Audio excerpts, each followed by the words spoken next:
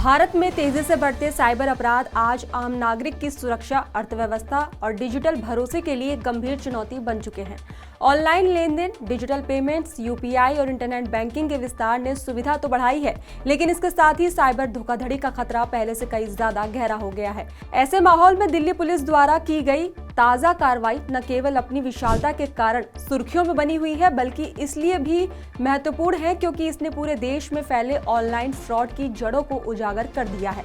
सिर्फ 48 घंटे के भीतर 700 से ज्यादा साइबर अपराधियों की गिरफ्तारी और 1000 करोड़ रुपए की फर्जी लेनदेन का पता लगना इस बात का सबूत है कि साइबर अपराध अब संगठित और बड़े स्तर की माफिया जैसी संरचना में तब्दील हो चुका है। तो वहीं आगे आपको बताते हैं कि क्या है दिल्ली पुलिस का ऑपरेशन साइबर हॉक।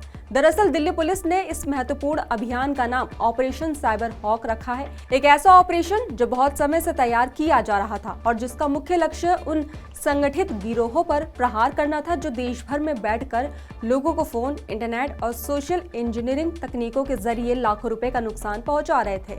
ये ऑपरेशन 48 घंटे तक लगातार चला, जिसके दौरान दिल्ली पुलिस की साइबर क्राइम यूनिट और स्पेशल सेल ने दिल्ली के साथ साथ एनसीआर के कई इलाकों में छापेमारी की।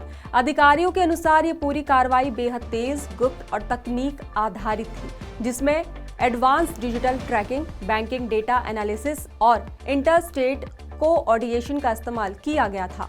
तो वहीं जांच के दौरान दिल्ली पुलिस को जो प्रारंभिक जानकारी मिली है उसने सबको चौंका दिया। सामने आया कि विभिन्न राज्यों में फैले साइबर फ्रॉड सिंडिकेट लगभग 1000 करोड़ रुपए से ज्यादा के संदिग्ध लेनदेन में शामिल थे।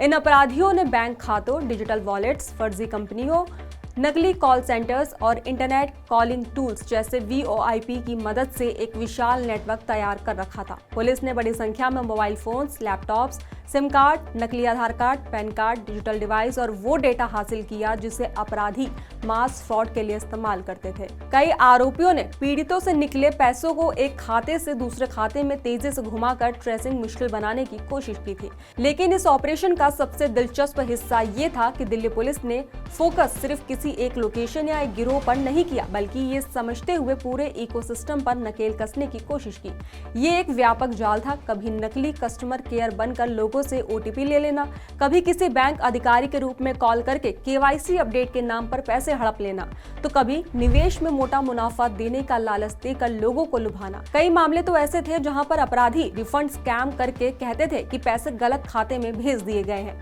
और पीड़ितों से वो यूपीआई पिन निकलवा लेते थे। तो वहीं दिल्ली पुलिस के अनुसार इस ऑपरेशन ने देश भर में चल रहे सैकड़ों फर्जी कॉल सेंटर्स को लेकर भी महत्वपूर्ण जानकारी दी है। इनमें से कई call centres NCR, Haryana, Uttar Pradesh, Rajasthan और झारखंड जैसे राज्यों में सक्रिय हैं। कुछ कॉल सेंटर्स पूरी तरह से विदेशियों को निशाना बनाते हैं, जबकि कुछ घरेलू यूजर्स को टारगेट करते हैं। अक्सर ये लोग विदेशी वीओआईपी सर्वर का उपयोग करते हैं ताकि कॉल की लोकेशन ट्रैक न हो सके। कई जगहों से मिले लैपटॉप्स और सॉफ्टवेयर्स ये बताने के लिए काफी थे कि ये कॉल सेंटर बाहरी देशों के डेटाबेस चुराकर उनका इस्तेमाल करते थे। तो वहीं अधिकारियों ने यह भी बताया कि इन 48 घंटों के अभियान में ऐसे कई फ्रंट एंड ऑपरेटर्स को पकड़ा गया जो अपराधियों के लिए बैंक खातों का इंतजाम करते थे। इन्हें म्यूल्स या हैंडलर्स कहा जाता है। ये लोग गरीब या बेरोजगार व्यक्तियों को कुछ पैसों का लालच देकर उनके बैंक खाते किराए पर ले लेते थे और फिर उन्हीं खातों का इस्तेमाल करोड़ों रुपए की धोखाधड़ी में करते थे। यही कारण है कि साइबर अपराधियों के पकड़ से बचने की संभावना अक्सर बढ़ जाती है। तो वहीं दिल्ली पुलिस के वरिष्ठ अधिकारियों ने कहा कि यह ऑपरेशन सिर्फ शुरुआत है। डिजिटल सबूतों का अभी भी विश्लेषण किया जा रहा है और आने वाले समय में इन गिरोहों के और भी बड़े नेटवर्क सामने आ सकते हैं। पुलिस ने संकेत दिया है कि यह कार्रवाई कई चरणों में आगे भी चलेगी। उनका कहना है कि डिजिटल स्कैम अब देश की अर्थव्यवस्था के लिए उतना ही बड़ा खतरा बन चुके हैं जितना कभी संगठित अपराध या नशा तस्करी हुआ करते थे। इसलिए इनके खिलाफ लगातार बड़ी और समन्वित कार्रवाई जरूरी है। तो वहीं दिल्ली पुलिस की इस कार्रवाई को पहले भी एनसीआर में साइबर फ्रॉड पर कई छोटी बड़ी छापेमारियां हो चुकी है। कुछ समय पहले ही दिल्ली पुलिस ने साउथ दिल्ली के सतबारी गांव में एक बड़े अंतर्राष्ट्रीय फर्जी कॉल सेंटर का भांडाफोड़ किया था। उस ऑपरेशन के दौरान पुलिस ने एक महिला सहित 8 लोगों को गिरफ्तार किया था जो विदेशी नागरिकों को निशाना बनाकर लाखों डॉलर्स की ठगी कर रहे थे। वो लोग VoIP कॉलिंग तकनीक का इस्तेमाल करते थे ताकि पीड़ितों के देश के कोड से ही कॉल दिखाई दे। उस छापेमारी में भी बड़ी संख्या में इलेक्ट्रॉनिक गैजेट्स, फर्जी डॉक्यूमेंट्स और विदेशी नागरिकों के डेटाबेस मिले थे। तो वहीं साइबर अपराधियों पर कड़ी कार्रवाई की इस कड़ी में ऑपरेशन साइबर हॉक अब तक का सबसे बड़ा और सबसे असरदार कदम माना जा रहा है।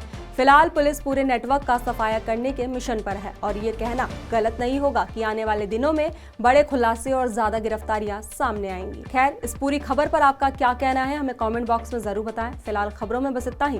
बाकी देश और दुनिया की तमाम खबरों के लिए देखते रहिए दी एज।